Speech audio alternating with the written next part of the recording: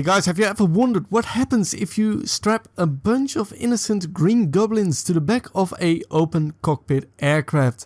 Well, so did I. That's what we're gonna find out right now. Alright, so first off we have to design the aircraft, and I went through multiple iterations. We'll see some of them, you know, fly by, crash by, whatever. And in the meantime, you can drop down in the comments below and suggest some other things I could do in the future, or some, you know, fixes to my other projects. You know, I'd like to revisit the sling as well. I saw some good comments suggesting that I make a more rigid construction, add more ballast, whatever. And I think I might come back to that one later and see if we can actually get one thing into space with the slingshot. Anyways, moving on. Right, so I'm having a bit of a problem with the balance. For some reason it keeps wanting to flip upwards with the nose, and I think it's the weight distribution compared to the lift. So the weight has to be more centered or forward. I don't really have an idea, so I'm just trying to figure it out, and eventually I did figure it out. So, but you'll see that later. And yeah, I just tried some things with the landing gears, with the wings, because obviously I'm using a, what was it again? A horizontal stabilizer as a wing. That's right. I think I'm right. And yeah, I didn't really think that was a big issue, because it's basically just a wing. Just normally it's vertical. So that. Yeah, it should be vertical stabilizer. I'm just confused. Did you know that I'm an aircraft mechanic? Anyways, moving on. Let's just forget about that part. So anyways, yeah, eventually I came up with this design which kind of resembled a ME-262, which is a beautiful aircraft with a bit of a fucked up history.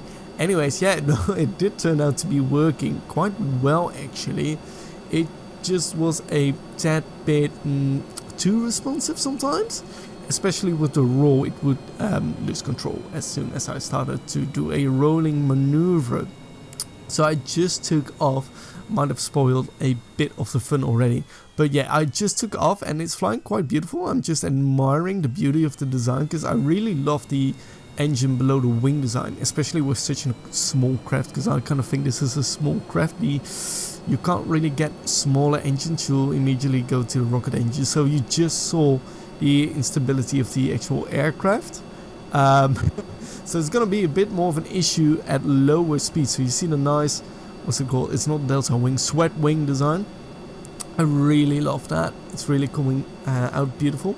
And you see the rear, I just, you know, stubbed it off with the, what's it called? I don't know, the nose cones.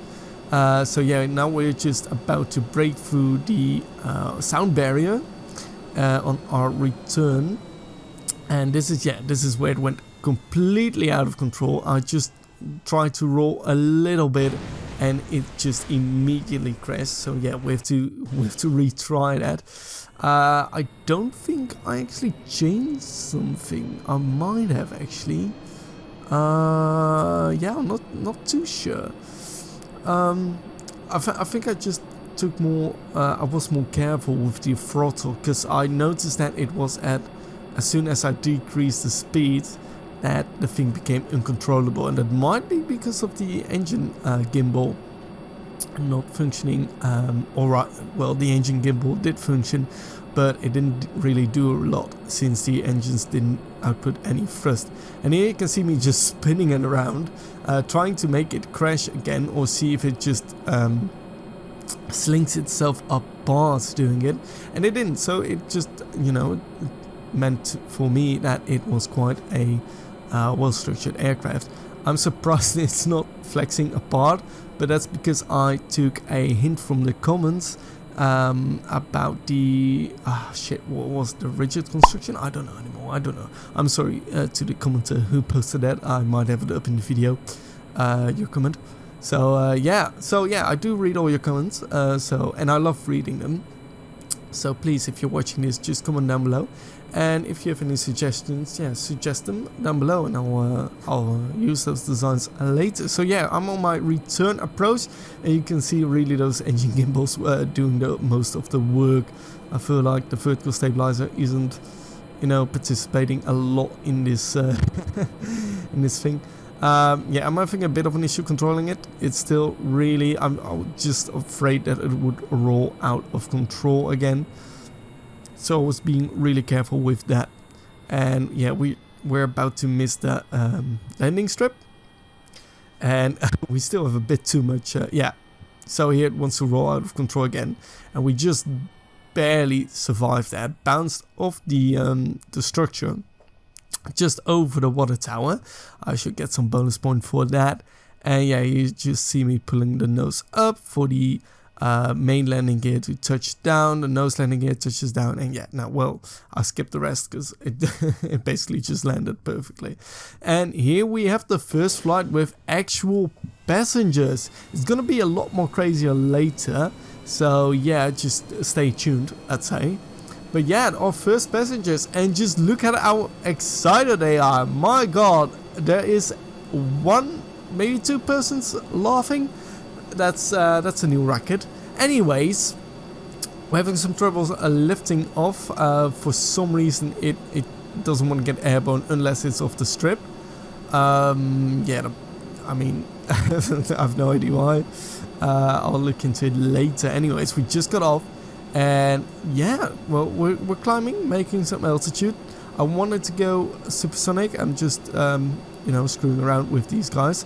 See what happens. Because apparently you can deploy the parachute whilst in this thing. No clue that you could do that. So maybe I could build a jetpack later. Because, you know, they have their own safety device. So we could try and make a jetpack later. That'd be cool. Anyways, yeah, I deployed this parachute. It was quite interesting.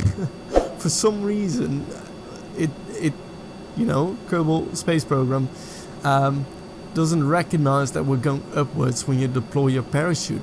So that's something interesting. So yeah, I kind of thought, like, what happens if you deploy all of them? Does it slow down the aircraft? Does it, you know, do anything crazy?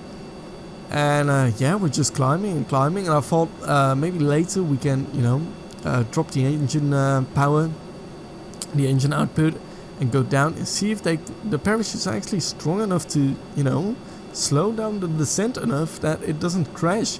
And I also started to remove the helmets and neck braces because I thought, like, well, they don't need them, do they? So anyways, yeah, we're just climbing in the meantime. I'm removing the helmets, and yeah, the parachutes are still going up for some reason. I have no clue how that works. So anyways, let's just skip right ahead. And yeah, apparently they can't have a no oxygen environment. Anyways, on the bright side, we did find out the limits of Kerbal and how high they can get before exploding. And yeah, let's skip ahead a bit again. Yeah, it's quite actually, before I do that, it's quite hard to control this thing this high up in the atmosphere. Maybe because the air is thinner, I have no idea. So yeah, I just had to roll it around and it was easy to control. Now it gets out of control again. So yeah, let's skip ahead a little bit. And let's see. Yeah, so the parachute doesn't do a lot. For two people at least. Anyways, let's do that again. But this time, yeah, I still remove the helmets, don't judge me. Anyways, before they actually starved of oxygen deprivation, I deployed the parachutes, cut the engine power, and let it drop and see what happens. And apparently, it still doesn't really work. But what if there are a fuck ton of Kerbals? So I had to have a few days fly by. I've recruited, like, I have no clue how many of these guys are on this airplane. I have no clue. It started to crash my game. I did some things in the settings. It's basically just a PowerPoint at this point. No worries though.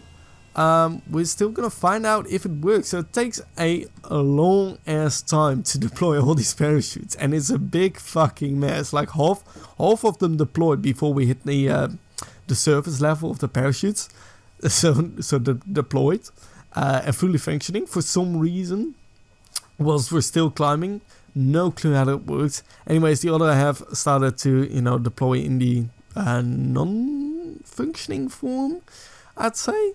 And yeah, well, anyway, so what was the problem? I just cut the engine power and let it drop, and yeah, you see what happens. I mean, it's a beautiful sight at least. It looks a bit like, I don't know, one of those futuristic sky, what's it called? Sky cruisers? Yeah, maybe like those hot air cruisers. So yeah, did it work? Well, we'll find out right about now. It did not.